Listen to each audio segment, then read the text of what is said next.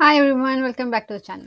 So in this video, we will see how we can create a hierarchy slicer or filter in Power BI. It is one of the custom visuals that I will be using. So let's get started. First, I already have my table here that we will show you how the slicer is working. So first, let's go and click on these three dots and then select Get More Visuals. Now here I will search for hierarchy slicer. Let me just see where it is. So let's scroll down.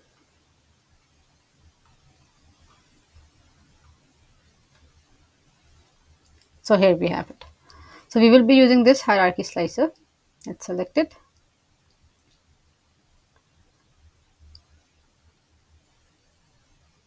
And you see the pricing is free, and this is how it will appear. So you can have your hierarchy of data and you can filter it accordingly. I will just simply go here and select add. Now it will be imported. Import successful. The visual was successfully imported into this report. Okay, thank you. Now simply let's come here and select our slicer. And now you see we have just two fields and values. So let me just start populating it. First, let's bring status. You see the status is already here. We also want to, for example, filter by location. Now you can see if I select this, so in the delayed, we have Alaska. There's a project in Alaska that was delayed. If I select done, so you can see we have California, New York, South Carolina. Let's add more to it. So let's add project name. So now if I go in California, you can see this is the IoT deployment. Here in New York, we have two. And let's see if I also want to add the uh,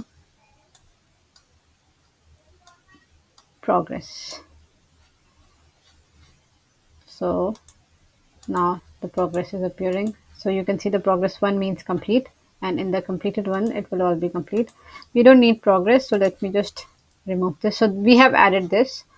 Let me just bring it closer. And so you can see if I select California, only the one in California selected. If I select New York, you can see these. I can remove AI development. I can select AI development, and how this is how it works. If I can unselect all, here you can see you can expand all. If I select this, it is expanding all. If I click on minus, it's putting it back. Let's see further how we can modify it. So I will come here to format your visuals. Now in the visual, we have all these options. In the generals, in the selection control, you can have single select or you can have multiple. I think it makes sense to have multiple here. Selection type, standard, leave only, something how you want it. We will keep it standard, hide members, empty leaf label. In the slicer header, we have this option. You can have a title here, filter your data. You can have the summary. The summary will show what you have selected. Now it's saying all, and you can also change this if you want. In the items, you can select font color. You can check box color.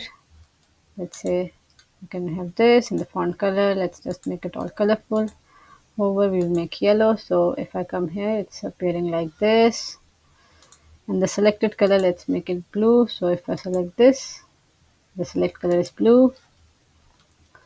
Background also, you can add the text size, font family, and all these. Zoom mode, you can enable it.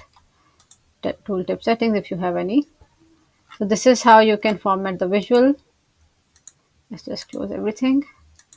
In the generals tab, it's like how you format any of your Power BI visual. So in the properties, you can change the size, you can add a title if you want. In the effects, you can have a background, or remove it. You can have a visual border, shadow. So this is how it will appear. Let's bring it here.